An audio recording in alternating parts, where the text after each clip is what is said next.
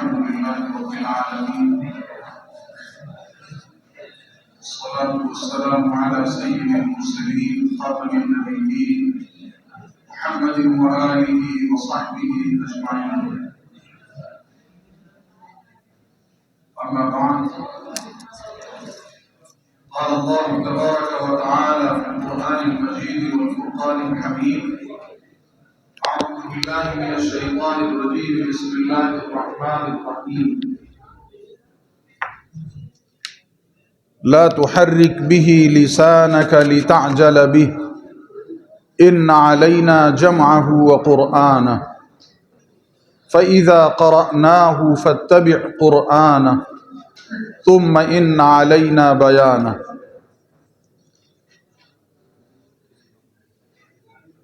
مہمانان گرامی اور عزیز طلبہ، ہمارے مخاطب اصلاً طلبہ ہیں. آج کی یہ محفل جو قرآن مجید سے متعلق تھی ابتداً، جس میں ہمارے عزیز طلبہ نے حصہ لیا اور الحمدللہ اکثر بچوں نے اچھا پڑھنے کی کوشش کی، اور کچھ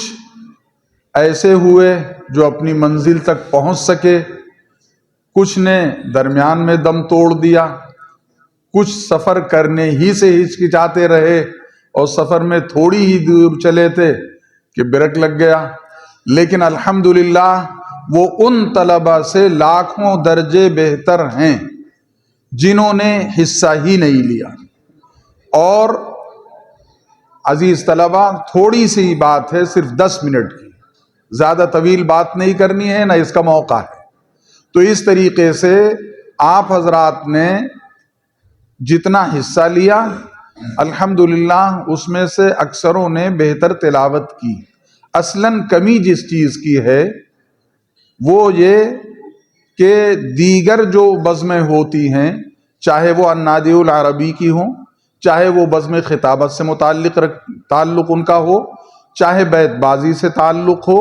یا اسی طریقے سے اور دیگر بزمیں ہیں مقالات کی، ہر ہفتے باقاعدہ آپ اس کی مشق کرتے ہیں یا 2 ہفتے کے بعد باقاعدہ مشق کرتے ہیں، اور مسلسل آپ اسٹیج پر اس نوعیت سے، مقالہ نگار کی نوعیت سے، خطیب کی حیثیت سے، یا النادی العربی میں اپنی تقریر پیش کرنے کے لیے عربی خطابت کی حیثیت سے آپ ہر ہفتے مشق کرتے رہتے ہیں. اور قرآن مجید کا معاملہ ایسا ہے کہ اگر آپ حفظ سے فارغ ہو گئے تو پھر اس کی طرف توجہ نہیں ہو پاتی ہے، جس کی وجہ سے آپ کی انتظامیہ کو بھی اور بعض وہ اساتذہ جو چاہتے ہیں کہ آپ کی بزمیں اچھی ہوں، ہر طریقے سے جیسے آپ سب میں بڑھ چڑھ کر کے حصہ لیتے ہیں. قرآن مجید جو ام الکتاب ہے، جس کی بنیاد پر اللہ تعالیٰ نے طے کر دیا ہے اگر کوئی کامیابی چاہتا ہے، حقیقی عزت چاہتا ہے، تو قرآنی تعلیمات سے اس کو جڑنا ہی پڑے گا. اسی طریقے سے قرآن مجید کی تلاوت بھی اسے پورے طور پر صحیح مخارج کے ساتھ، صحیح ادائیگی کے ساتھ اسے کرنی پڑے گی، ورنہ وہ جاہلوں کے سامنے بھی ذلت اٹھائے گا. ایک اور خاص طور سے لکھنؤ کے ماحول میں اگر وہ جائے گا تو اس کو پتہ بھی نہیں چل پائے گا کیا یہ فرقانیہ کے فارغ ہیں. ایک ایسے نظر آتے ہیں مؤذن، آپ مسجدوں میں چلے جائیے کہ بیچارے بالکل صفا چٹ ہیں، یعنی چہرہ ان کا کہیں سے نہیں بتاتا ہے کہ یہ حافظ یا قاری یا عالم ہیں، لیکن وہ اذان دیتے ہیں تو ایسی ادائیگی کے ساتھ کہ آپ آشش کرتے رہ جائیں. اب ایسوں کے درمیان اگر آپ ہندی میں قرآن پڑھنے چلے جائیں گے اور ادائیگی صحیح طریقے پر نہیں کریں گے، جہاں مد ہے وہاں آپ کاٹ دیں گے، جہاں مد نہیں ہے وہاں بڑھا دیں گے، صحیح طریقے پر آپ نہیں پڑھیں گے، تو آپ کو عزت کہاں سے ملے گی؟ یہی کہ آپ کی عزت خطرے میں، اور یہیں آپ عوام کے سامنے رسوا ہو جائیں گے. اور اسی طریقے سے اگر آپ نے اس پر عملی جامہ نہیں پہنایا، آپ نے عمل کے لیے اس میں آگے کوشش نہیں کی، تو پھر ہر جگہ ذلت ہوگی. یہ دنیا میں جو لوگ روشن نظر آتے ہیں، اور خاص طور سے علماء میں، بزرگان دین میں، اہل اللہ میں، انہوں نے ام الکتاب کو اپنا رہبر مانا، اور اسی کے مطابق انہوں نے عمل کیا. اور یہ ایسی کتاب ہے جس میں فرمایا ہوا قیامت تک کے لیے بالکل طے شدہ ہے. اور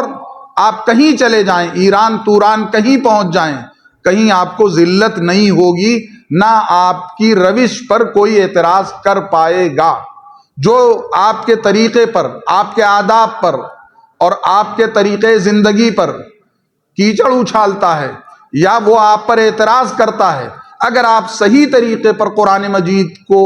پڑھ رہے ہیں، اس کے معنی سمجھ رہے ہیں، اس کی روشنی میں آپ اپنا عمل جاری کیے ہوئے ہیں، تو پھر اس کو خود منہ کی کھانی پڑے گی، وہ خود ذلیل ہوگا، اسے حقیقت کا پتہ نہیں ہوگا. اس لیے عزیزو، اللہ تعالیٰ نے یہ موقع دیا ہے، اس کو بہت غنیمت سمجھو اور غنیمت جانو. ہم نے بعض اساتذہ سے مشورہ بھی کیا ہے، انشاءاللہ آئندہ سال ہم نے چاہا ہے کہ بورڈنگ وار باقاعدہ جس طریقے سے آپ ہر دن آپ کا حال لگتا ہے، اس میں انشاءاللہ 2-3 مسابقات بھی کرائے جائیں گے، اور پھر ان بورڈنگ والوں میں سے پھر مشترکہ مسابقہ ہوگا، اور پھر انشاءاللہ یہ اس طریقے کی مجلس جمے گی. انشاءاللہ اس سے آپ کو بھی فائدہ ہوگا، آنے والے بھی خوش ہوں گے، اور اسی طریقے سے انشاءاللہ اس آپ کا یہ مرحلہ جو یقیناً آسان نہیں ہوتا ہے، یہاں آ کر کے جب اسٹیج پر آدمی آتا ہے تو پسینے پسینے ہو جاتا ہے، اور یہاں تک کہ یوں اعتراض کرنا تو بہت آسان ہے، ارے لڑکے محنت نہیں کرتے، لڑکے یاد نہیں کرتے، اور ایسا ہے ویسا ہے، لیکن یہاں بٹھا دیا جائے تو پسینے میں شرابور ہو جائے گا. یہ طلبہ ہیں، بہرحال ہمت کرتے ہیں، آتے ہیں، بھولنا بھٹکنا یاد کرنا، اور دعوے دار لوگ ناکام ہو جاتے ہیں، وہ انا آتینا میں آ کر کے پھنس جاتے ہیں، قل هو اللہ احد میں پھنس جاتے ہیں، جو دعویٰ کرتے ہیں وہ پیچھے چلے جاتے ہیں. تو آپ کی طرف سے تو کوئی دعویٰ نہیں ہے. بہرحال آپ اپنے آپ کو تیار کرتے ہیں، کوشش کرتے ہیں، اور ہم آپ سے یہ توقع رکھتے ہیں کہ انشاءاللہ آئندہ جب یہ مسابقہ ہوگا تو بھرپور طریقے سے آپ کی نمائندگی ہوگی، اور آپ کے یہ حکم حضرات بھی نمبر دینے سے وہ پریشان ہوں گے کہ ہم کس کو نمبر دیں، کون فرسٹ آئے، کون سیکنڈ آئے، کون تھرڈ آئے. اسی طریقے سے آپ کی یہ اجتماعی نظم جو دوسرے اس میں الحمدللہ آپ نے اچھا مظاہرہ کیا، اور یہ طے ہے کہ قرآن مجید اور صاحب قرآن یعنی اللہ تعالیٰ کا یہ کلام اور لانے والے محمد الرسول اللہ صلی اللہ علیہ وسلم جو سراپا قرآن تھے، کان خلقہ القرآن، آپ کی ساری زندگی چلتی پھرتی قرآن تھی. تو اس طریقے سے آپ کی زندگی کی بھی نظمیں، اور آپ پر تو آپ نے الحمدللہ نثری اعتبار سے آپ نے قرآن مجید کی تلاوت کر کے احکامات دیے، اللہ تعالیٰ کی تعریف بیان کی، اور اسی طریقے سے آپ نے نظم کے طور پر جس پر قرآن مجید نازل ہوا، جو جن جن خوبیوں کا مالک تھا، اس میں سے بہت ساری خوبیوں کا آپ نے تذکرہ کیا. اچھا ماحول رہا. اللہ تعالیٰ اس نورانی ماحول کو زندگیوں میں بھی بسانے کی توفیق عطا فرمائے، اور پورے طور پر ہم سب کو اللہ تعالیٰ ترقیات سے نوازے، آفتوں اور بلاؤں سے محفوظ رکھے، ہمارا یہ کارواں خیریت کے ساتھ آگے چلتا رہے. وآخر دعوانا ان الحمد للہ رب العالمین.